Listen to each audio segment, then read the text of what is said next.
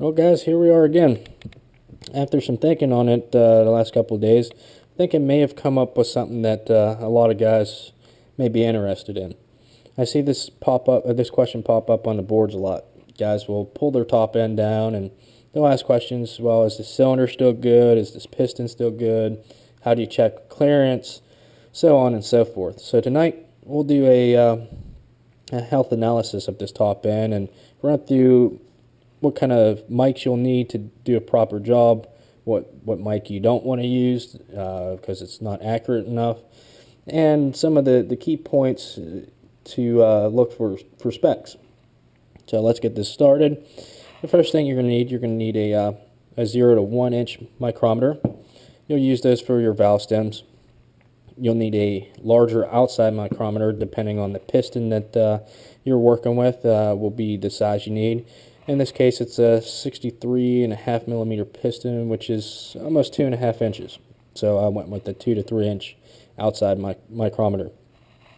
You'll also need a split ball bore gauge.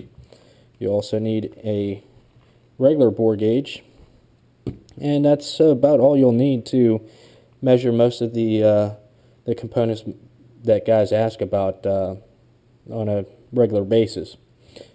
What is not appropriate is a set of calipers.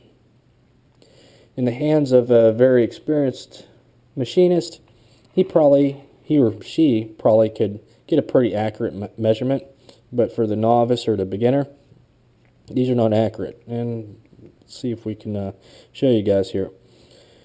So if we measure the skirt of the piston here with light pressure,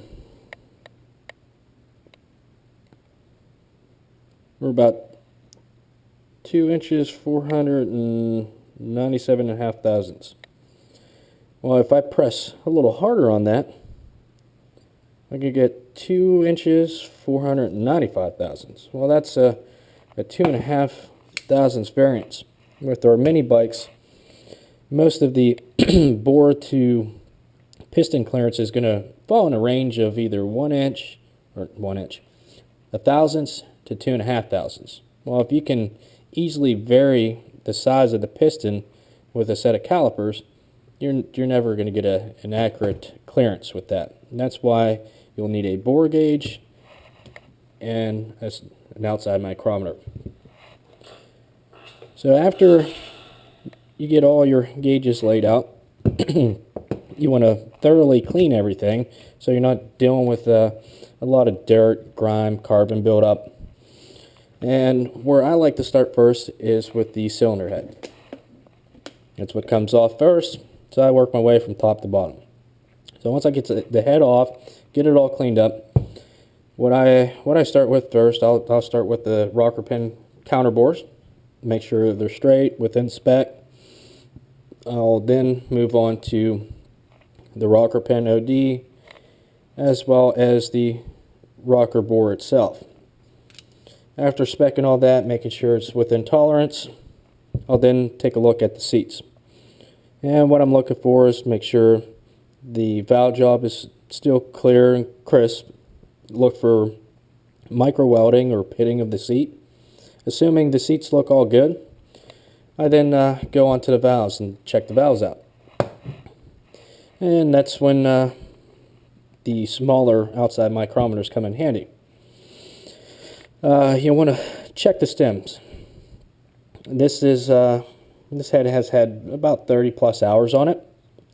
With that being said, where the stem rides in the guide, if there's going to be any wear, it's going to be there. So if you measure down there, unless you measured the stem before you ran it, you're honestly not going to know what the stem started off as, unless you go to the top of the valve where the cotter groove is. So you'll go up there and get a measurement. Unfortunately, these mics are in gradients of thousandths, so we're just going to call that 195 thousandths. It's a touch over, but for explanational purposes, we'll just call it an even 195. So after you measure up here where there's no wear, then go further down on the stem and take a measurement down there where it would see some wear. And again, it's just a touch over 195 thousandths, so pretty much this stem hasn't seen any wear. I'll do this with both valve stems. Make sure that there isn't any considerable wear. If there is, we consider that valve no good, and we look into replacement valves. After checking the stems, I then look at the seating face. And the seating face is that little area right there. That's where the valve contacts the seat. With the cheaper valves, factory valves, you'll see a lot of cupping there. And the little edge you see right here, that's what they call the margin. On the factory valves and a lot of the aftermarket heads like trail bikes, Tachygal, the margin's super thin. So you don't have much room for error there. After a little bit wear, it becomes super sharp and you want to replace it. If you try to run it, what ultimately will happen is the valve will then suck through and it'll be a catastrophic failure for you. I already looked at this head last week, so I already touched up the valves. The exhaust was fine. The intake did show a little bit of cupping, and that's due to we went with a oversized valve on this and still maintained the stock valve spring. I made a little error in calculation. I didn't think this head would be able to rev the RPMs that it did. So what was happening is that the valve was bouncing on the seat, which caused the cupping. But luckily for this customer, with my custom valves, I'd like to run a thicker margin. That way, assuming the stem is still in good shape, just simply touch up the seating face and the valves can still be ran instead of replacing them and buying a new set. So after checking the valves out, they're good, they're reusable. I'll then check guide clearance. And again, you'll take a measurement of your stem. And I know both of these stems are the same. Once you get your measurement, you'll take your bore gauge or your split ball bore gauge, and you can do one of two things. A lot of these bore gauges come with a check gauge. You can zero it out to the 5mm on the check gauge and kind of math it out what the clearance is, or the way I like to do it is I will zero my gauge out to whatever the stem is.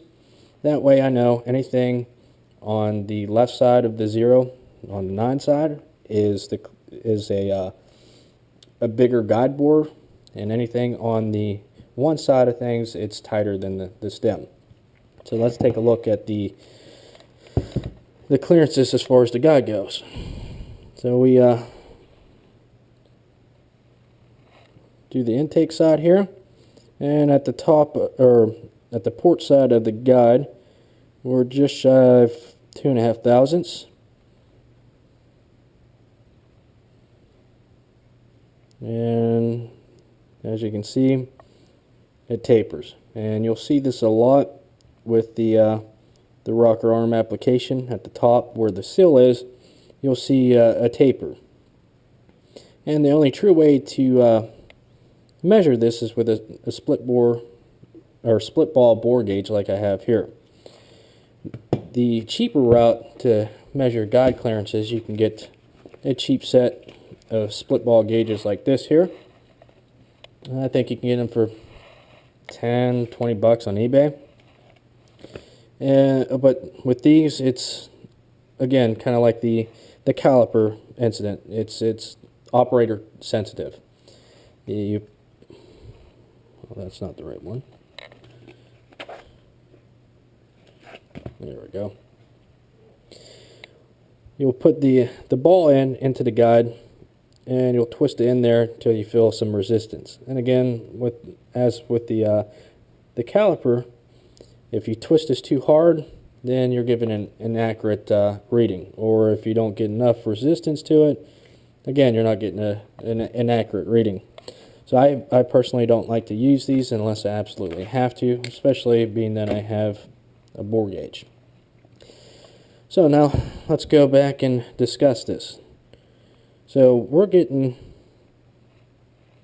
the tightest clearance we're getting. This is about 2.5 thousandths, and it tapers out to over 3 thousandths. My rule of thumb is for a racing head, anything over 2 thousandths is considered junk. It needs replaced. If this was a trail bike and the guy was trying to save some money, just getting wanted to get a little bit more life out of it, I'd say, okay, you can go ahead and throw it together. It'll last you a little bit longer, but you'll seriously want to look into putting some guides in it. The clearance that I shoot for is about 1 thousandths, both intake and exhaust. So then we move on to the exhaust side. Let's see what we got going on over here.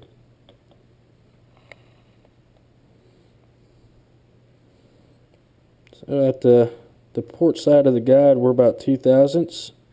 And again, just like the intake side, as we move closer to the seal, we taper out over 3 thousandths. So this head will need a set of guides. After measuring that, doing the head, I'll then move on to the cylinder.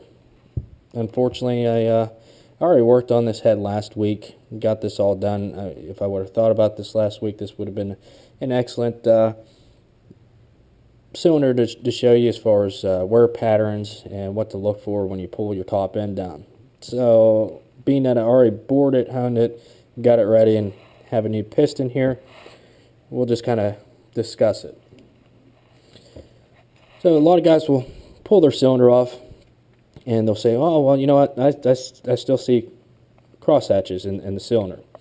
Well, you guys got to think that down in the bottom of the cylinder, when the piston, or when stroke is at the bottom dead center, a lot of times the piston skirt doesn't come all the way down to the bottom of this. So you'll still see some cross hatching in there. And sometimes you may see light cross hatching where the skirt actually hits. You can't go by cross hatching because you could have a taper bore or an egg-shaped bore. The only true way to measure the trueness of your bore is with a bore gauge. And it doesn't have to be an expensive bore gauge. I pulled out the cheap set today, so I can show you guys with that. I think this was about 50 or 60 bucks on eBay. It's a Char's 2 to 6 inch bore gauge. So you don't need to spend a bunch of money on it. It's just as long as it's repeatable. So, with that said, the other thing to look for, this was a used top end and I just pulled it off. If you can take your fingernail or your thumb and rub right at the top and feel a groove. If you feel a groove, the cylinder is no, well, I shouldn't say cylinder. The bore is no good. You either have to bore up to the next size if it's possible, replate if it's a plated cylinder, or you re-sleeve it and bore it out to whatever bore size you're allotted for your class restrictions. So moving on to check spec. So the check spec of the bore to piston clearance, you'll take your outside micrometers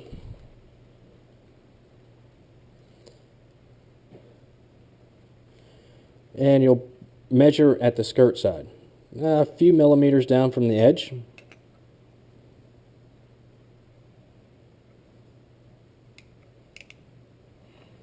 And it looks like we're getting 2 inches, 497.5 thousandths. And just like with the guide board gauge, I like to set to whatever I got the piston with my outside micrometers.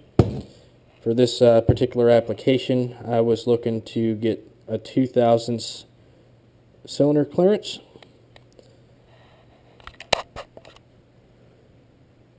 And as you see there, each one of the witness marks are 1/2 thousandths on this gauge. So we got 4 on the right side of the 0. That's 2 thousandths. And whenever you're, if this was a used cylinder, you'd want to take measurement on a few different spots.